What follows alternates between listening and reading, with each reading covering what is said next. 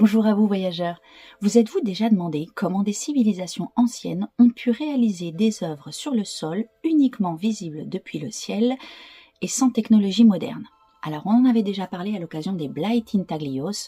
Aujourd'hui c'est au Pérou que je vous emmène à l'occasion de nouvelles découvertes sur le site des lignes de Nazca. Ces géoglyphes géants qui représentent notamment des animaux mais aussi des formes plus géométriques ne sont visibles que du ciel et ils sont liés pour beaucoup à des légendes d'êtres surnaturels et une possible intervention d'extraterrestres sur les lieux.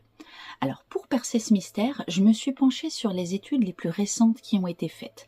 Grâce à des images géospatiales prises par des avions et analysées par des intelligences artificielles, on a découvert près de 300 nouveaux motifs et ils sont magnifiques. Nous allons donc partir ensemble découvrir le mystère de Nazca et les découvertes récentes qui y sont associées.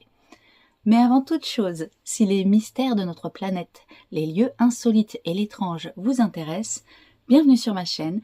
Je m'appelle Marie-Élise et c'est ce dont je parle ici. Je sors au moins 2 vidéos par semaine, donc n'hésitez pas à vous abonner si le sujet vous intéresse.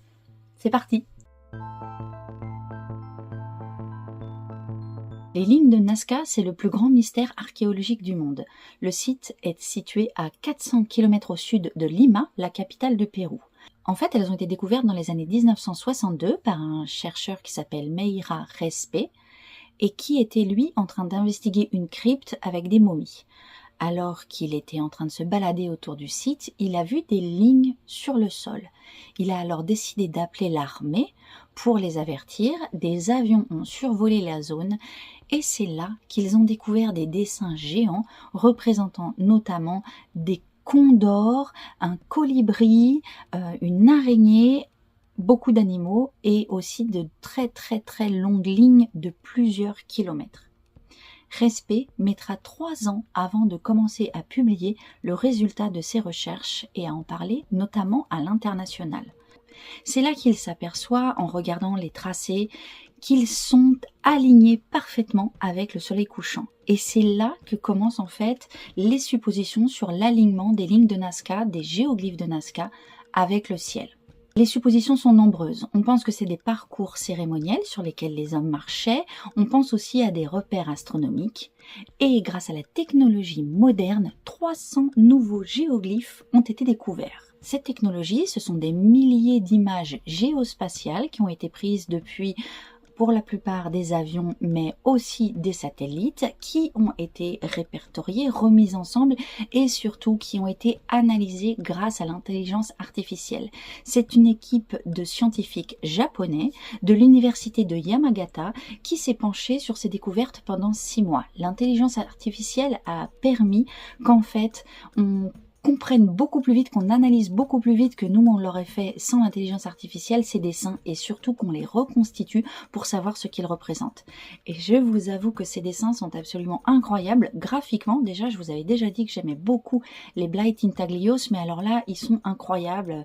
On voit notamment un chat qui vole, des sortes de petits êtres finalement qui font beaucoup penser à certains graphismes très contemporains et c'est hyper intéressant visuellement. Je vous laisse un peu voir les images. Alors finalement, en 6 mois, ce sont 303 nouveaux géoglyphes qui ont été découverts, qui viennent s'ajouter aux 403 qu'on connaissait déjà. C'est un travail considérable, réalisé finalement en très peu de temps, puisque c'est en 6 mois, alors qu'il avait fallu près d'1 siècle pour répertorier les précédents. Certains disent que les lignes de Nazca ont été tracées par les dieux pour leur montrer des points d'énergie, des points énergétiques spécifiques sur Terre. Alors bien sûr, d'autres personnes parlent d'influences venues du cosmos, de l'espace, qui ne seraient pas forcément décrits exactement comme ce qu'on appelle les dieux aujourd'hui. D'autres théories évoquent l'influence d'êtres venus d'ailleurs. Les Nazca, donc cette ancienne civilisation, auraient voulu communiquer avec ces êtres grâce à ces lignes, grâce à ces dessins. D'ailleurs, quand on interroge les anciens locaux qui habitent encore là-bas, ils pensent qu'en fait ces dessins sont à destination d'êtres qui sont situés plus haut dans le cosmos, qui regardent en permanence ces dessins afin que cela leur transmette des informations sur les hommes et notre façon de vivre. Alors il est vrai que le Pérou est une terre de légende qui pourrait mériter un épisode complet entre la cordillère des Andes et ses condors qui amèneraient les âmes des défunts, les Incas et leur civilisation florissante, le lac Titicaca et son trésor englouti, c'est sans fin. Mais là, aujourd'hui, on va vraiment se concentrer sur cet espace et sur les lignes de Nazca. Alors le désert de Nazca, c'est un désert aride, où il n'y a pas grand-chose que des sols poussiéreux et du sable, du sable, du sable. Marcher en fait sur les lignes de Nazca, c'est entrer dans un musée à ciel ouvert. On découvre, quand on arrive à prendre de la hauteur, des formes géométriques, des spirales, des animaux, comme je vous l'ai dit, qui ne sont pas visibles si justement on ne les regarde pas depuis un peu plus haut. Les plus anciens géoglyphes datent d'il y a 2000 ans et encore aujourd'hui, on ne sait pas exactement pourquoi ils ont été réalisés. Qui les a tracés? Pourquoi ils ne sont visibles que depuis les airs? Alors, je l'avais déjà expliqué à l'occasion de la vidéo sur les Blight Intaglios, donc je vous mets le lien. En fait, ces dessins ont été réalisés en poussant les cailloux qui sont sur le sol afin de dévoiler la terre qui est en dessous. C'est donc une forme de dessin en négatif. Cependant, comment cela a été réalisé exactement et par quelle méthode ils ont pu faire des dessins aussi réguliers et aussi géométriques aujourd'hui, on n'a que des suppositions. L'explication la plus communément acceptée pour expliquer le tracé de ces dessins et notamment leur parfaite géométrie, leur parfaite reproduction, est qu'en fait ils étaient faits à partir de quadrillages. Des quadrillages étaient donc faits sur le sol, de grands quadrillages, et qu'à partir de ces quadrillages, on reproduisait un dessin quadrillé qui était donc, lui, plus petit. Cependant, cette explication pose problème sur certains détails techniques, puisqu'en fait, d'accord, on a fait des quadrillages, mais comment expliquer que ces lignes parfaitement rectilignes passent parfois des ravins, donc des trous, et soient aussi parfaitement rectilignes sur des collines? Ça reste un grand mystère parce qu'effectivement, nous, quand on les voit vues du ciel, on a l'impression qu'elles sont parfaitement plates, mais le sol n'est pas toujours plat. D'ailleurs, la plupart des figures ne sont constituées que d'une seule ligne qui ne se recoupe jamais. Quant aux explications traditionnelles concernant leur usage, on évoque, comme toujours, un calendrier astronomique. Alors en fait, c'est le chercheur Paul Kozok qui a posé cette théorie sur ces géoglyphes et il s'est fait aider, il a demandé de l'aide d'une chercheuse allemande qui s'appelle Maria Resch. Et cette personne, Maria Resch, a donc présupposé, par exemple, en regardant la forme de l'araignée, que je vous mets à l'écran, que ce soit la projection astronomique de la constellation d'Orion. Ceci dit, cette théorie a été contredite par d'autres chercheurs qui ont dit que d'une part, on ne retrouvait pas cette correspondance sur d'autres dessins, et d'autre part que la région est constamment recouverte de brume et que donc ça ne fait pas vraiment sens d'observer les étoiles. Se repose donc la question de comment ces dessins ont été faits à une époque où, d'après les informations que nous avons, il n'y avait par exemple pas de ballon, pas d'avion évidemment, les théories commencent à abonder et là, je vais vous en parler et vous allez voir que, d'après moi, ça tourne un peu en rond, en fait, sur les explications qui viennent se contredire les unes les autres.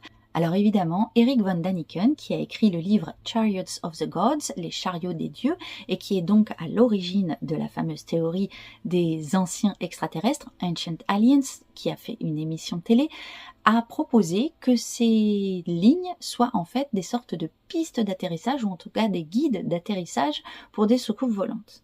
Eh bien écoutez, Maria Resch, qui donc avait quand même proposé que l'araignée soit une représentation de la constellation d'Orion, elle a dit que franchement ce n'était pas possible car le sol est trop mou, que les soucoupes volantes n'auraient pas donc pu s'y poser.